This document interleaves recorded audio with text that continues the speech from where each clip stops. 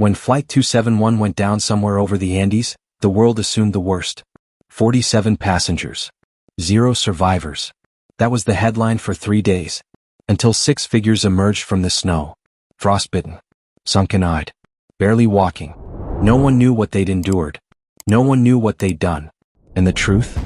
Some said it should have stayed buried with the plane. But survival changes people. And up there, above the world, where the wind screams and the cold gnaws at bone, morality becomes a luxury few can afford. This is what happened in those mountains. This is the story of the Pact of Shadows. The morning of the crash seemed ordinary. Rainier Vale stood at gate C-12 holding a paper cup of airport coffee, staring out at the gray Santiago runway. He was an engineer, quiet, observant, the kind of man whose thoughts lived deeper than his words. Beside him sat his childhood friend, Marco Devlin, a paramedic built like someone who'd wrestled with life often enough to respect it. "This'll be quick," Marco had said, adjusting his backpack. 2-hour flight. Worst thing that happens is turbulence. Rainier smirked. "You say that like turbulence isn't how half these crash documentaries start." Marco elbowed him. "What, you scared?" Rainier shrugged. "Of flying? No. Of human error? Absolutely." Behind them, an elderly woman struggled with her luggage and Marco immediately stood to help. It was who he was, a man who ran toward problems without hesitation. Rainier watched him for a moment. That instinct would matter later. More than either of them knew. Boarding began at 8:11 a.m. Rows of strangers filtered into Flight 271, a flight no one should have boarded. There was Dr. Lila Serrano, a surgeon traveling to a conference.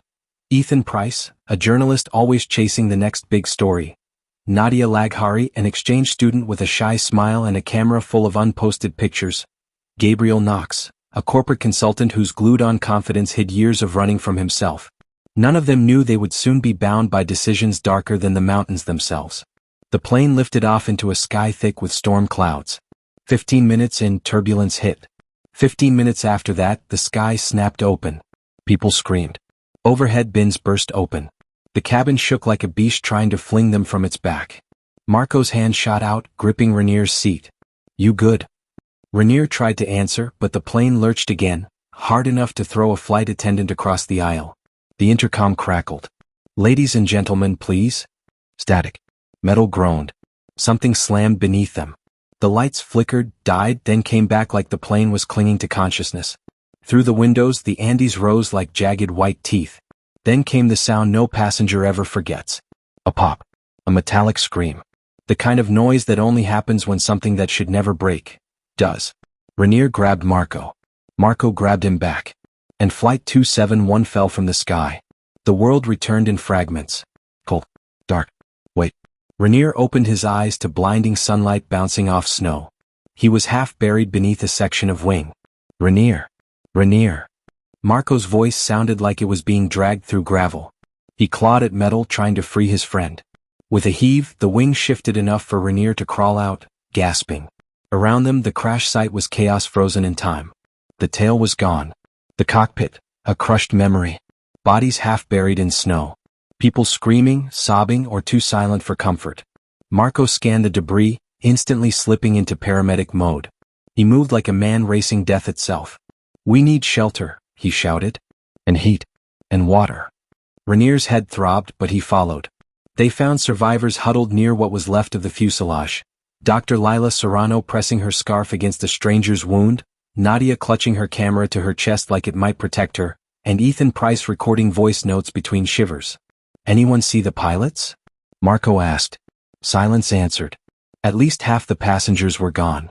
The rest were scattered across a slope that looked like the edge of the world. Gabriel Knox limped toward them, jacket torn. "We need to find supplies," he said. "There's luggage everywhere."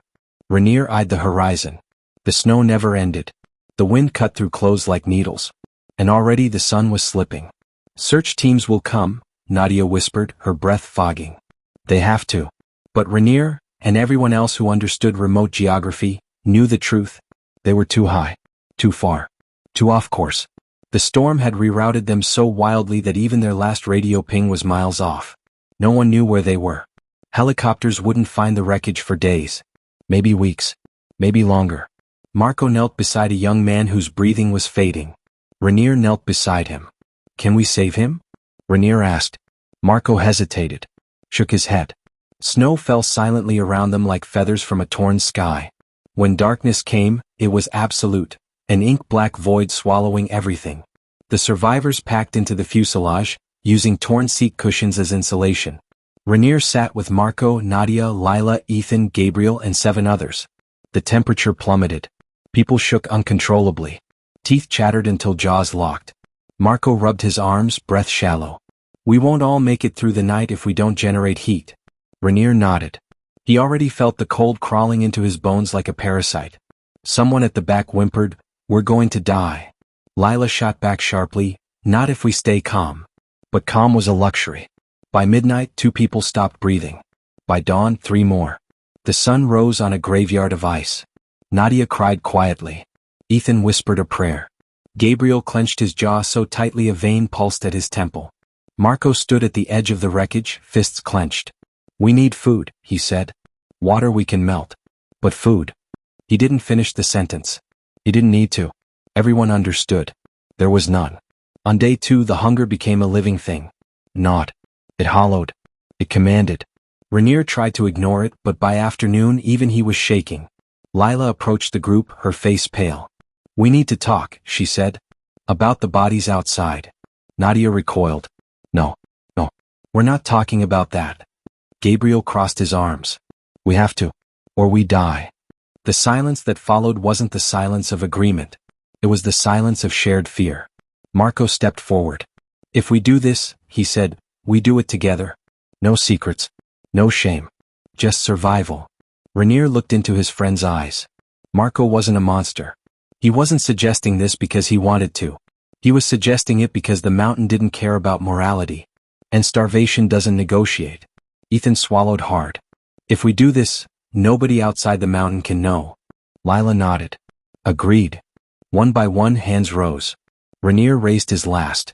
And with that the pact was made. A pact they later called the Pact of Shadows. They did not speak while doing it. They did not look at each other.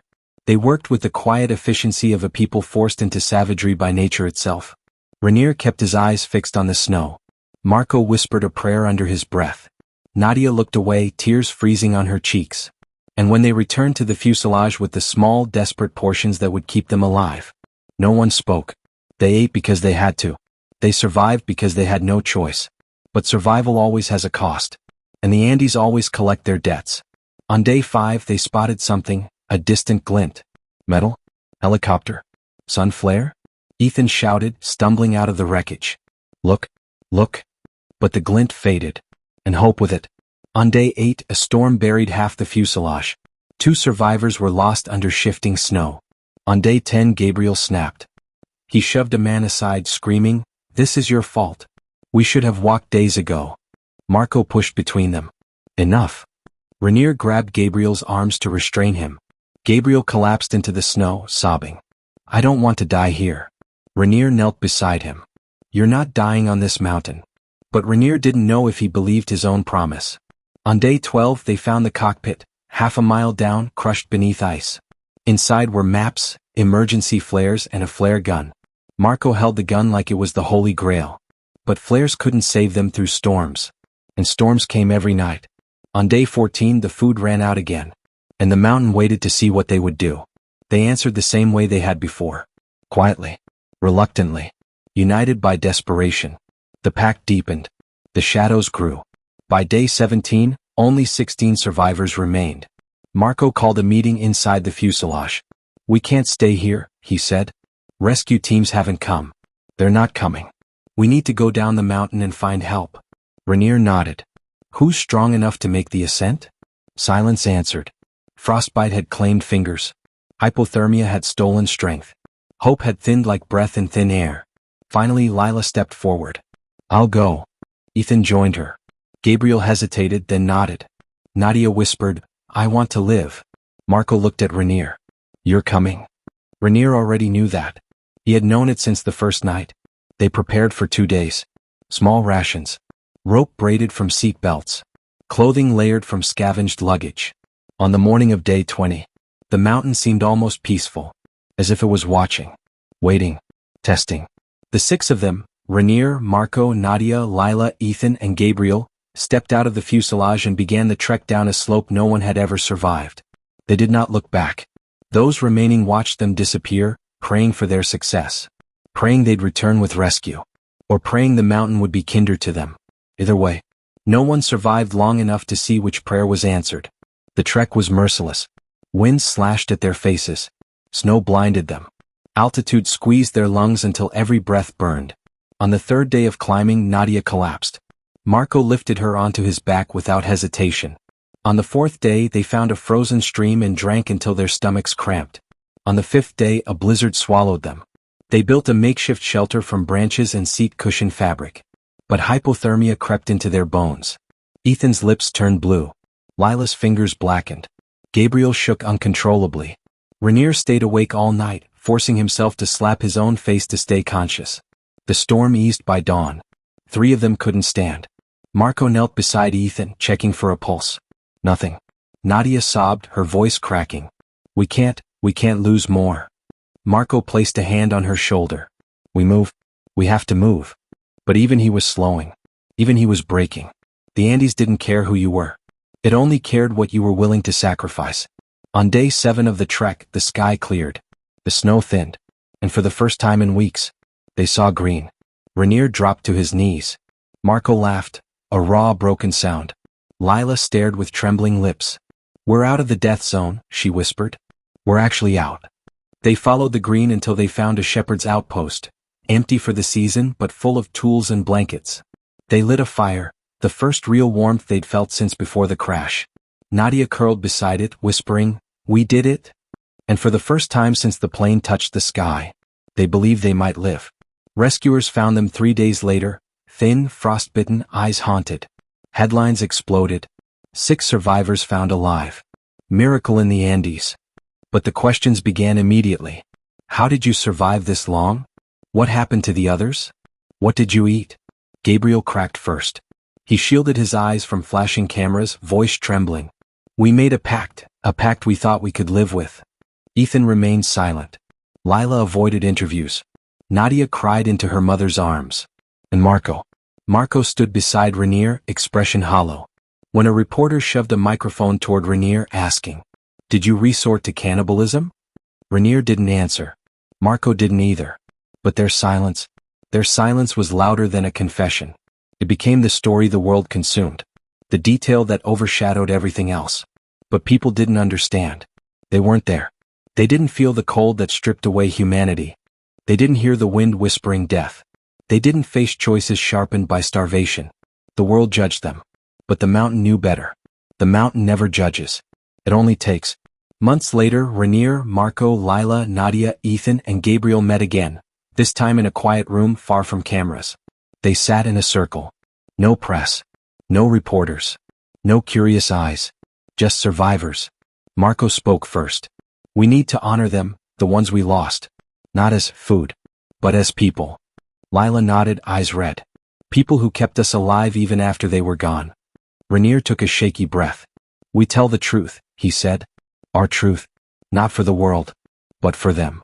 Nadia whispered, I still hear them sometimes, the others. I don't know if I'll ever forgive myself. Rainier reached over, taking her hand gently. You don't need forgiveness. You need healing. Gabriel ran a hand through his hair. I still wake up tasting snow. Cold doesn't leave your bones. Ethan finally spoke. You know what I learned? Survival isn't heroic. It's ugly. It's raw. And it demands things you never thought you'd give. Rainier nodded. That's why we made the pact.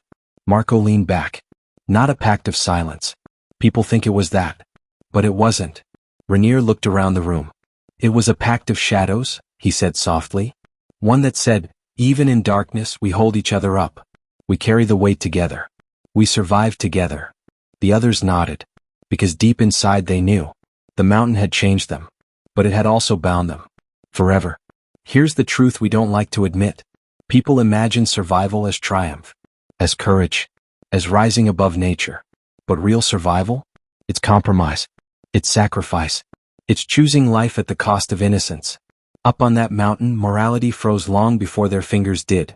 The world can judge them. But until you're starving and cold that cracks bone, you don't know what choices you'd make. And you better pray you never find out. this story moved you or made you think, share it with someone. Let them hear what survival really means. Subscribe for more stories that remind us. Strength isn't always loud. Sometimes it's the quiet choice to keep living, even when the world wants you to give up.